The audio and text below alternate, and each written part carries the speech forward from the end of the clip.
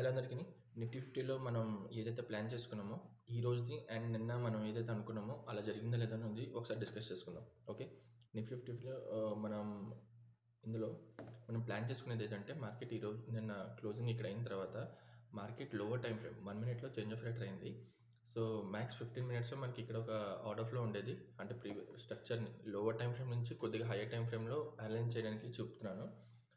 Market ఈ విధంగా వచ్చి 1 మినిట్లో చేంజ్ ఆఫ్ రేట్ అయింది. బట్ 15 మినిట్స్లో ఇక్కడ ఒక ఇలా పుల్ బ్యాక్ ఉంది. సో మార్కెట్ ఎప్పుడైతే ఇక్కడ చేంజ్ ఆఫ్ రేట్ అయిందో market in case gap up open అయితే ఏం జరుగుతుంది, గ్యాప్ డౌన్ ఓపెన్ అయితే ఏం జరుగుతుంది అని చెప్పి ఆల్రెడీ డిస్కస్ చేసుకున్నాం ప్రీవియస్ వీడియోలో. ఒకసారి చూడండి. గ్యాప్ అప్ ఓపెన్ అయ్యి మార్కెట్ ఇన్ కేస్ ఫాలో అవుతుంది. బట్ ఎక్కడ ఈ 15 మినిట్స్లో ఎక్కడ ట్యాప్ అవ్వకుండా మార్కెట్ అనేది మధ్యలో నుంచే ఫాలో అవుతుంది. అయిన తర్వాత 1 మినిట్లో చేంజ్ ఆఫ్ రేట్ అయింది కదా. సో ఇక్కడ ఉన్న ఆర్డర్ బ్లాక్ నుంచి హోల్డ్ చేసి మార్కెట్ కంటిన్యూ చేసింది. 15 మినిట్స్ ఆర్డర్ ఫ్లో ఏదైతే ఇక్కడ కంటిన్యూ అంటే మళ్ళీ బేరిష్ కంటిన్యూ చేయడానికి ట్రెండ్ ఉందో అక్కడికి వెళ్ళి మార్కెట్ అక్కడి నుంచి మళ్ళీ ఫాలో అవడం స్టార్ట్ అయింది. ఓకే, ఎందుకంటే ఓవరాల్గా మన టార్గెట్ ఏంటి, డే టైం ఫ్రేమ్ ప్రకారం కిందకి తీసుకురావడం. సో మీరు ఇక్కడ చూసినట్టయితే మనం ఈ జోన్లో ఉన్న పిఓఐ ఆల్రెడీ యూస్ చేసి మార్కెట్ అనేది ఇక్కడ నుంచి కంటిన్యూ చేయొచ్చు. బట్ కంటిన్యూ చేయలేదు. మార్కెట్ ఇక్కడ సస్టైన్ అయింది లోవర్ టైం ఫ్రేమ్లో అండ్ అక్కడి నుంచి ఫెయిల్ అవుతుంది. కాబట్టి మన ఫస్ట్ టార్గెట్ ఏమవ్వాలి, దీనిలో బ్రేక్ చేయడం. అండ్ ఓవరాల్గా మన టార్గెట్ అయితే ఇది ఆల్మోస్ట్ ఈ రేంజ్లో తీసుకురావడం. ఈ టార్గెట్ ఇక్కడ వరకు తీసుకురావడమే మన కంప్లీట్గా ఎజెండా అనమాట ప్రజెంట్ అయితే.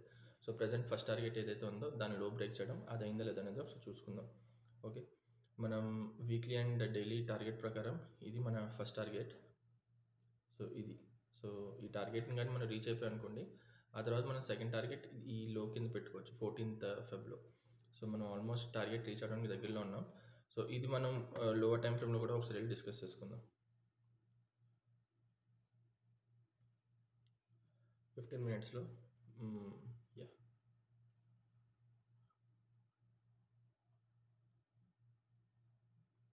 సో ఇందాక మీకు ఎక్స్ప్లెయిన్ చేస్తాను కదా, అది ఈ స్ట్రక్చరే. మార్కెట్ అనేది ఇక్కడ చేంజ్ ఆఫ్ రేట్ చేసింది. ఇది మార్నింగ్ ఫస్ట్ క్యాండిల్. సో ఒక్క నిమిషం.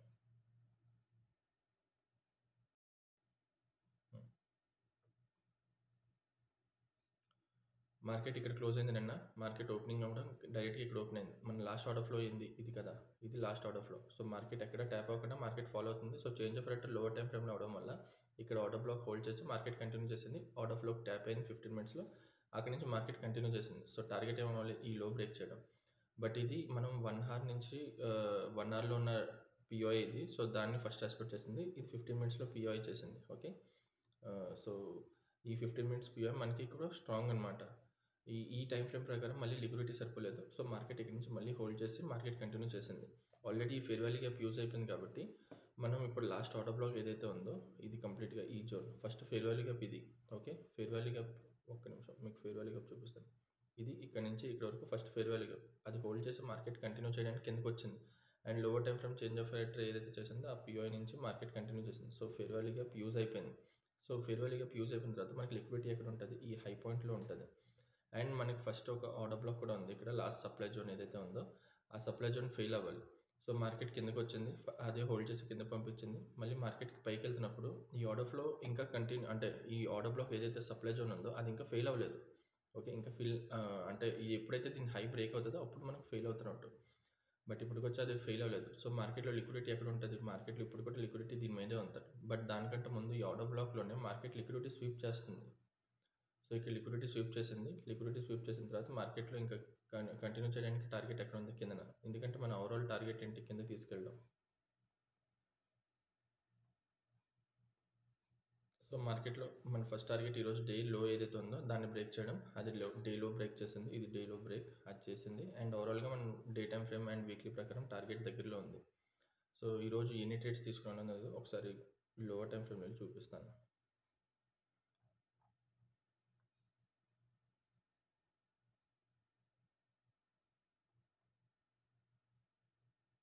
ఇది మీకు ఆల్రెడీ మెన్షన్ చేశాను. గ్యాప్ అప్ ఓపెన్ అయిన తర్వాత మార్కెట్లో గ్యాప్ అప్ ఓపెన్ అయిన తర్వాత ఎక్కడి నుంచి రావట్లేదు కాబట్టి, మన ఈ పిఓ నుంచి రావట్లేదు కాబట్టి మార్కెట్ హోల్డ్ చేసిన తర్వాత ఇక్కడ చేంజ్ ఆఫ్ రేట్ అయింది కదా. సో ఇక్కడ పిఓ ఏదైతే ఉందో అంటే లాస్ట్ ఆర్డర్ బ్లాక్ దాని డిమాండ్ హోల్డ్ చేసి మార్కెట్ కంటిన్యూ చేయాలి. సో కంటిన్యూ చేస్తుంది. అది కూడా ఎప్పుడు నేను ఈ రెడ్ క్యాండిల్ హై బ్రేక్ అయిన తర్వాత నేను ఎంటర్ తీసుకున్నా. అండ్ టార్గెట్ మనం ఏదైతే 15 మినిట్స్ పిఓ ఉందో దాన్ని టార్గెట్ పెట్టుకున్నాను. సో ఇక్కడ ఆల్మోస్ట్ అంతా 70 పాయింట్స్ టార్గెట్ అది రీచ్ అయింది. ఓకే, అండ్ ఒక టార్గెట్ రీచ్ అయింది. ఆ తర్వాత మనం ఇది 15 మినిట్స్ పిఓఐ కదా, అండ్ ఓవరాల్ ట్రెండ్ ఏంటి, బీరిష్. సో ఇక్కడ నుంచి మనం ఫాలో అవుతున్నప్పుడు మన టార్గెట్ ఏం పెట్టుకోవాలి, ఆల్రెడీ ఇది యూజ్ అయిపోయింది కాబట్టి నేనేమనుకున్నాను, దీని టార్గెట్ కింద ఈ లో బ్రేక్ చేయడం అనేది టార్గెట్ పెట్టుకున్నాను. బట్ ఓవరాల్గా ఇది 95 points target, and market almost reach అయినప్పటికీ నేను లోవర్ టైం ఫ్రేమ్లో ఇక్కడ మళ్ళీ చేంజ్ ఆఫ్ రేట్ అయింది, ఏదైతే అవ్వకూడదు. సో ఇక్కడ మళ్ళీ చేంజ్ ఆఫ్ రేట్ రావడంతో నేను ఇక్కడే స్టాప్ లాస్ అనేది, అంటే నా టార్గెట్ అనేది ట్రైల్ చేసుకుని ఇక్కడ బుక్ చేసుకున్నాను. ఓకే, ఇక్కడికి ఆల్మోస్ట్ ఒక 70 పాయింట్స్ ఎంతో గ్రాప్ అయినట్టుంది. ఇక్కడ కూడా 50-60 పాయింట్స్ గ్రాప్ చేశాను. సో ఇక్కడ 50 పాయింట్స్ గ్రాప్ చేశాను. ఓకే, అండ్ తర్వాత మళ్ళీ మార్కెట్ ఎప్పుడైతే చేంజ్ ఆఫ్ రేట్ అయిందో లిక్విడిటీ కావాలి కదా. సో లిక్విడిటీ కావాలి కాబట్టి నేను మార్కెట్లో ప్రీవియస్ సప్లై జోన్ ఏదైతే ఉందో దాన్ని హై పెట్టుకున్నా, బట్ మార్కెట్ అక్కడ వరకు వెళ్ళలేదు. సో ఫస్ట్ టైం వచ్చి స్టాప్ లాస్ హిట్ అయింది 7 పాయింట్స్ది. తర్వాత మళ్ళీ రీఎంట్రీ దొరికింది, సేమ్ అదే క్యాండిల్ హై బ్రేక్ అయిన తర్వాత, ఇక్కడ రెడ్ క్యాండిల్ హై బ్రేక్ అయిన తర్వాత నేను ఇక్కడ ఎంట్రీ తీసుకున్నా, స్టాప్ లాస్ దాని కింద పెట్టుకున్నా, అది స్టాప్ లాస్ హిట్ అయిపోయింది. ఓకే, అండ్ సెకండ్ మళ్ళీ రీఎంట్రీ తీసుకున్నా, ఎందుకు రెడ్ క్యాండిల్ మళ్ళీ ఈ రెడ్ క్యాండిల్ ఏదైతే 1121 క్యాండిల్ ఉందో దాని హై బ్రేక్ అయింది, దాని కింద మళ్ళీ స్టాప్ లాస్ పెట్టుకుని మళ్ళీ తీసుకున్నాను, ఎందుకంటే ఇక్కడ change of rate lower time ఫ్రేమ్లో జరిగింది అందుకని. సో ఓవరాల్గా టార్గెట్ అయితే తీసుకున్నాను, బట్ ఇక్కడ కూడా సేమ్ అదే జరిగింది. లోవర్ టైం ఫ్రేమ్ స్ట్రక్చర్ ఒకటే హోల్డ్ చేసి కంటిన్యూ చేస్తే నేను ఫెయిల్ అవుతాను. సో ఇక్కడ ఈ 2 టార్గెట్స్లో ఇక్కడ ఒక స్టాప్ లాస్ హిట్ అయింది, సెకండ్ టార్గెట్ ఇక్కడ 79 పాయింట్స్ హిట్ అయింది.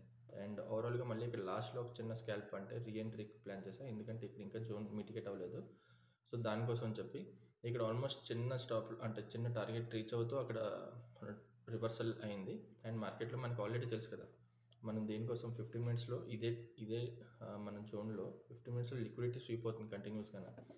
సో మనం ఈ 15 మినిట్స్లో చూపిస్తాను, చూడండి. ఇక్కడ ప్రీవియస్ హై ఇది, సో ఇక్కడ లిక్విడిటీ స్వీప్ అయింది. సో లోవర్ టైం ఫ్రేమ్లో వెళ్ళినట్టయితే మనం ఆల్రెడీ పిఓసిలో ఉన్నాం, ఒక హయ్యర్ టైం ఫ్రేమ్ పిఓఐలో ఉన్నాం, and liquidity sweep multiple times అవుతుంది.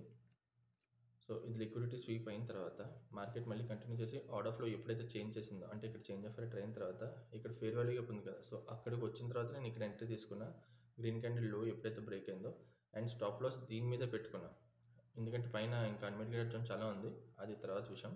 సో ప్రజెంట్ అయితే నేను ఇక్కడ ఎంట్రీ తీసుకున్నా, అండ్ టార్గెట్ 15 మినిట్స్ ప్రకారం ఉండాలి కాబట్టి ఇంటర్డే ప్రకారం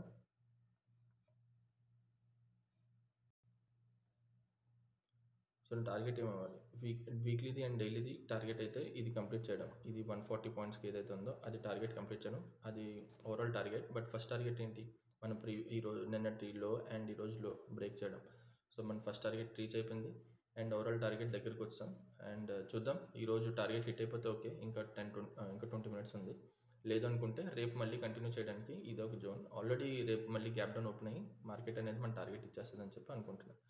సో ఇదే ఈ రోజంతా ప్లాన్ చేసింది, ఇదే టార్గెట్స్. సో చూద్దాం, రేపు బీటీఎస్టీకి ఆల్రెడీ చెప్పుకున్నాం కదా, మ్యాక్స్ గ్యాప్ డౌన్ ఓపెన్ అయ్యే అవకాశాలు, in case gap up open అయినా సేమ్ అదే విధంగా ఇదంతా లిక్విడిటీ పాయింట్ ఇది కలెక్ట్ చేసుకుంది. సో మళ్ళీ రేపు ఇక్కడ ఈ జోన్ నుంచి 25,950 ఈ లెవెల్ నుంచి మళ్ళీ మార్కెట్ కింద ఫాలో అవ్వచ్చు. ఓకే, అంతే, థ్యాంక్ యూ.